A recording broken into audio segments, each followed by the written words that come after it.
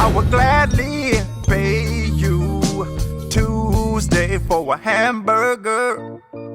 Today. Stay limping, stay limping. If we're reacting to Bret Hart and I believe Renee Young, this was on WWE Backstage. I think WWE Backstage, trying to speak too fast. I think WWE Backstage was canceled recently. But before it was canceled, CM Punk and Renee Young interviewed Bret the Hitman Hart. And that's why I'm putting on the shades. Because I'm the best there was, the best there ever will be. I'm letting y'all know, bruh. I'm going to probably be one of the biggest YouTubers from the Bay Area. In the Bay Area. I'm letting y'all know ahead of time. But if y'all here with me at this moment, I'm Meech. Join the One Heart fam. Get Young Meechy to 1K subscribers. And we got to throw on the shades. We got to throw on the shades just for this moment because it's Bret the Hitman Hart. And if you're here with me at this moment, then I got to say it. Hallelujah. Yeah. Hallelujah. We back again, baby. Bow.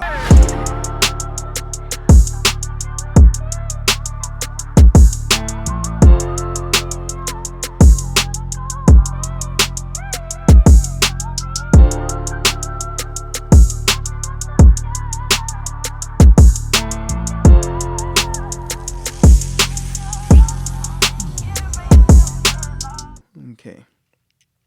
Now we can take off the shades and let's get into this video. This video is 10 minutes, so we're going to get straight into it. We don't want to make the video too long. But we're going to at least get our 10 minutes, though. But let's see. I'm interested to see what CM Punk, the communication between CM Punk and Bret Hart. I'm interested in seeing the questions CM Punk have and stuff like that. But let's get into it. Shout out to Bret Hart, the legend.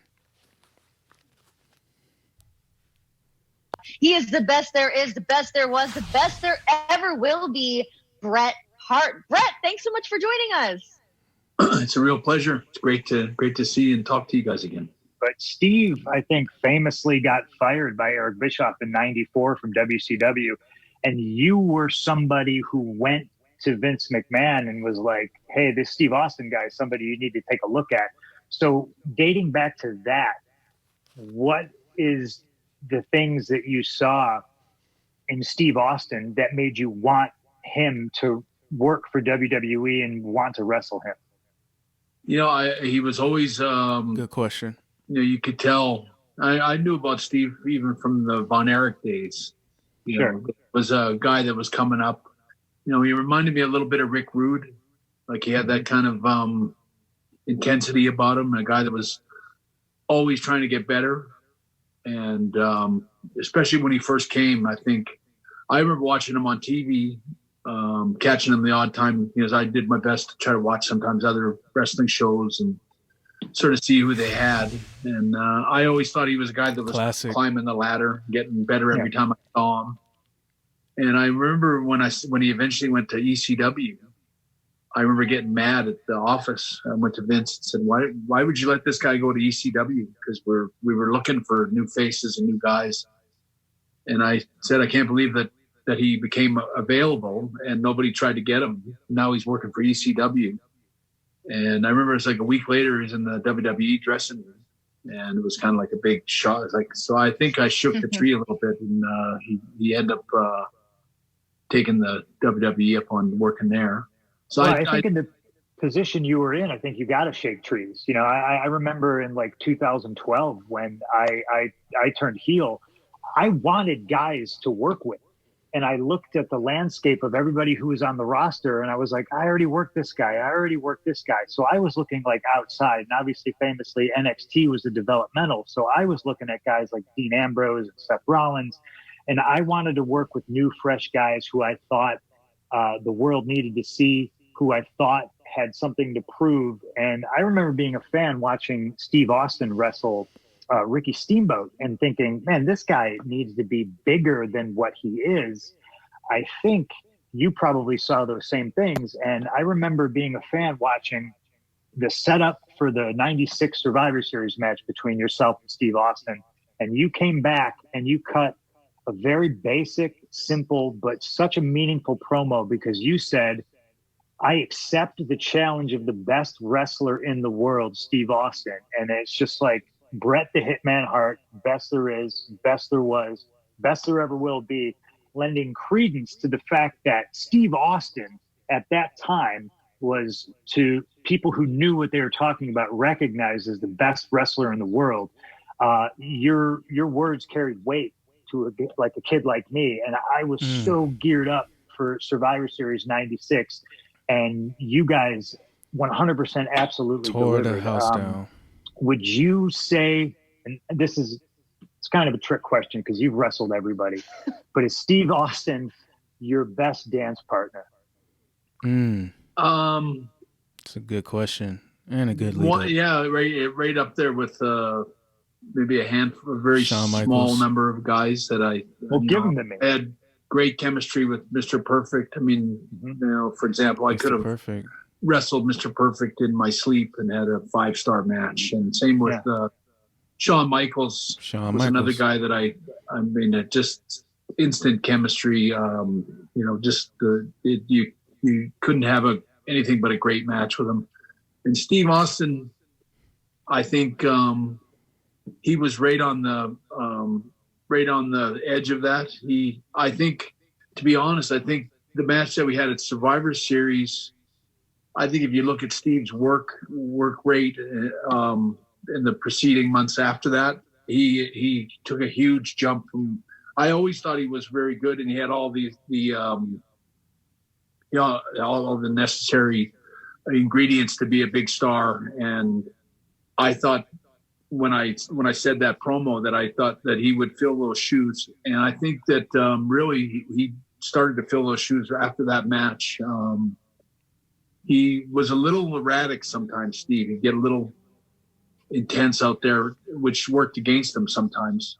Sure. But I think that I gave him some kind of a confidence, or something happened to Steve after that match that, like when I wrestled him at WrestleMania, he was just that much more improved and more.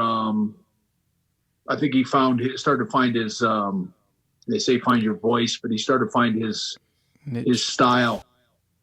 Punk, I understand that you have a story to share about SummerSlam '94. Well, I mean, talk about the greatest matches of all time. The United Center was built for Michael Jordan and the Bulls, and let me know in the comment section who had the better match. Was it Shawn Michaels at WrestleMania with Bret Hart, or was it WrestleMania with Stone Cold and Bret Hart? Which match was better? Who do you think Bret Hart worked with better? Man, I don't know. I think both is just absolutely amazing. You think of the Iron Man match, and then you think of the match that put Stone Cold on pretty much when Stone Cold was bleeding and the sharpshooter passes out. Classic. First event that the United Center ever held was 1994 SummerSlam. And I believe the main event was Undertaker versus Undertaker, and they had hired Leslie Nielsen to find the real Undertaker. But if you were a wrestling fan, you knew the real main event was Bret Hart versus Owen Hart in a cage. Ooh, and I remember that. At the limitations of SummerSlam '94. My brother, see, I come from my two older brothers love wrestling. They actually, this is back in the day, they recorded that on tape. So I still have, and I remember at that time, there wasn't no WWE network as I got when I was a kid, maybe in the 2000s, things like that. I was born in 95. And this one I was used to always, when wrestling wasn't on and it was in summer vacation, I didn't have to go to sleep. I didn't have no bedtime. Bro, I will always watch SummerSlam '94 on tape that they recorded back to back. Owen Hart versus Bret Hart in a steel cage. I remember watching that so many times. That's crazy that they brought that up. A 1994 Big Blue Cage match, almost the same as I look at the limitations that Randy and Edge were kind of a little bit handcuffed with. Go out and you're going to have the greatest wrestling match of all time, but there's no fans, and you can't do this and you can't do that. I always find personally the best wrestlers take their circumstances and they make pardon my language, chicken salad out of chicken. And I think, the Rest big in blue peace. cage is what it was. They wanted it to be different Owen from Hart. like the NWA cage, the real, like the chain link steel cage, which, could get nasty and could get bloody. And at that time, I don't think blood was allowed. But even with all those rules, Bret and Owen went out in Chicago and put on, objectively what is one of the best cage matches of all time. And I was there live. So, just Bret, from me to you, as a fan, as a friend of yours, people will always maybe not remember, what you did or what you said, but they'll always remember how certain people made you feel. Exactly. And I still remember 1994 and how you made me feel sitting live in the audience watching That's you and deep. Owen, tear the house It makes down, me kind of Hart emotional. family and Bulldog climbing up the side of the cage.